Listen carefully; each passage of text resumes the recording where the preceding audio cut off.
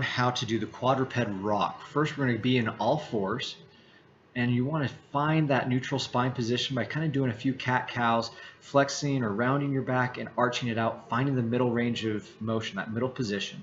Once you do that, you're going to push your hips back to your heels. We don't want any movement to be happening at your lower back. Go only as far as you can without moving your lower back. You're going to want to round out your lower back. That's what we're used to, as you can see here.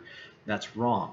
That's how we get injured in the first place or have tightness. So make sure neutral spine, push back as far as you can. You might want to sink in or sway that back, trying to get more range of motion.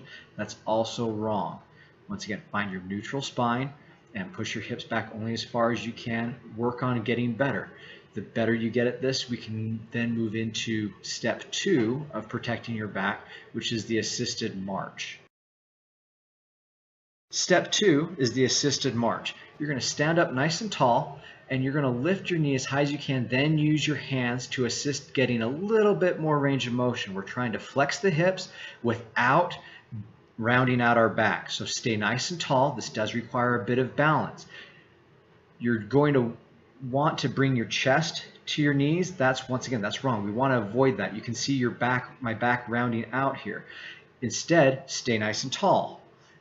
Pull the knee up as high as you can without letting the back move at all. This is going to loosen up your hips, work on the flexibility while reinforcing the movement that can happen at the hips without needing the lower back. To set up for our wall hinge, you'll stand away from the wall a couple inches and push your hips into the wall without bending the knees or the back. Don't fall into the wall or take any weight onto the wall as seen here. It's just reaching back, almost think of it like bowing. Back flat, reach the hips back. Don't worry about the knees, we're not squatting. As seen here, you're bending, but we're leaning forward. Most people want to think of it like this. That's opening up your back for pain and discomfort. We need to push the hips back like this. Once again, knees aren't a big deal. We're not really bending the knees. We're pushing the hips back. That's why we start on the wall. You can progress and move yourself away from the wall inch by inch until you can be able to do this proficiently without the wall as seen here.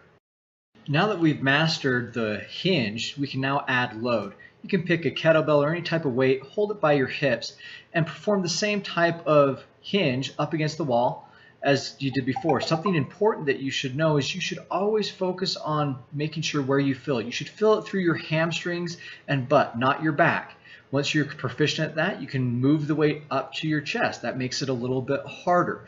Once again, only do this if you can do it right. If you're having problems with that, you can move the weight down to your stomach and push the weight into your stomach. This usually helps if you're still feeling it in your back. What this does is it makes your core engage a little bit more, tighten everything down so you can feel it through your hamstrings, not your back. Our last step is our staggered pickup, picking something off the ground without getting hurt. Most of the time, you'll see something like this, where you pick something up with the back rounded, and that's usually what causes the problem in the first place. Instead, we're going to show you a better way to do that. You're going to put one foot right behind the weight, another foot kind of off to the side and in front. You're going to push your hips back, drive them forward. That front leg should be straight-ish, back leg bent a little bit. Your back stays flat, shoulders parallel to the ground. You're going to watch out for twisting or rotating. You're going to do a couple each side to practice. In real life, do whatever side you want, but the big thing is keep your front leg mostly straight, back leg bent, push your hips back, back flat.